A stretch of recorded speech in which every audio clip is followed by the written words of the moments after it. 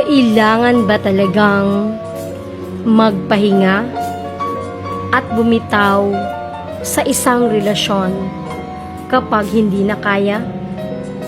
Alam kong meron na. Ang kwento po natin ngayon ay may isang lalaki na nagmahal ng sobra sa isang babae.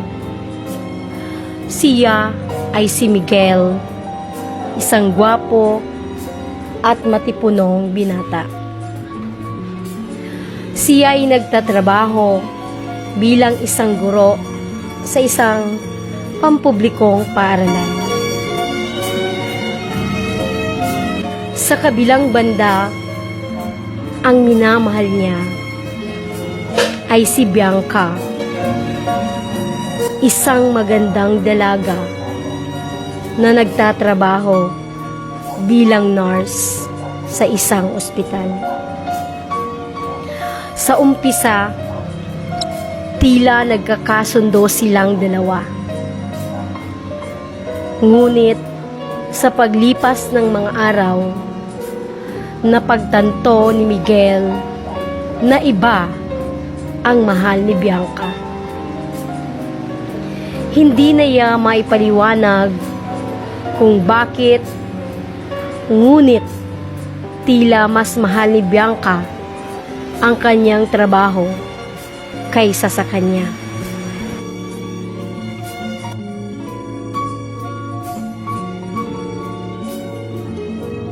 Nakita ni Miguel na masaya si Bianca kapag nasa ospital siya at tila baga mas nangingibabaw ang kanyang pagmamahal sa trabaho kaysa sa kanila ni Miguel.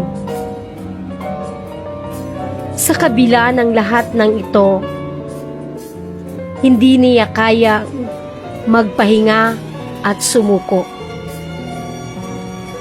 Hanggang sa isang araw, napagtanto niya na hindi na niya kaya at nagdesisyon siya na magpaalam kay Bianca.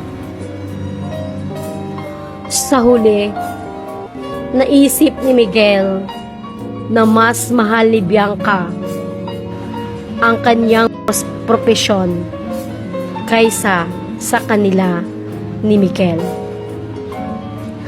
Masakit man, ngunit iniwan niya si Bianca at naghanap ng panibagong pag-ibig na magbibigay ng tunay na kasiyahan sa kanya. Kailangan ba talagang magpahinga at bumitaw sa isang relasyon kapag hindi na kaya? Ang desisyon na magpahinga o bumitaw sa isang relasyon ay hindi laing madali. Ngunit sa karamihan ng mga kaso, kung hindi mo na kaya ang sitwasyon at hindi na ito nakakabuti sa iyo o sa iyong partner, maaaring kinakailangan na magpahinga o bumitaw. Ang pagpapahinga o paghihiwalay ay hindi palaging nangangahulugan ng pagkabigo o kabiguan.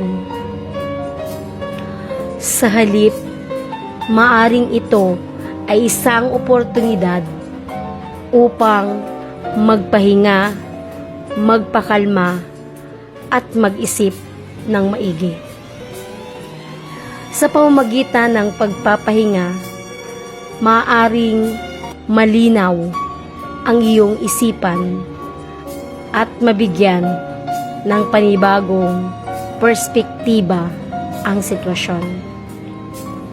Kung hindi na nakakabuti sa iyo o sa iyong partner ang pagpapatuloy ng relasyon, maaaring kinakailangan na maghiwalay upang makahanap ng mas masaya at mas magandang bukas. Sa huli, ang mahalaga ay iyong kaligayahan at kapakanan.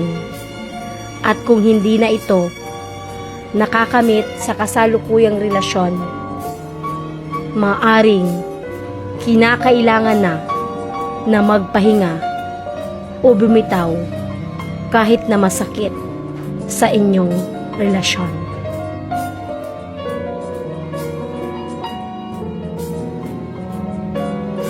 I finished crying in the instant that you left, and I can't remember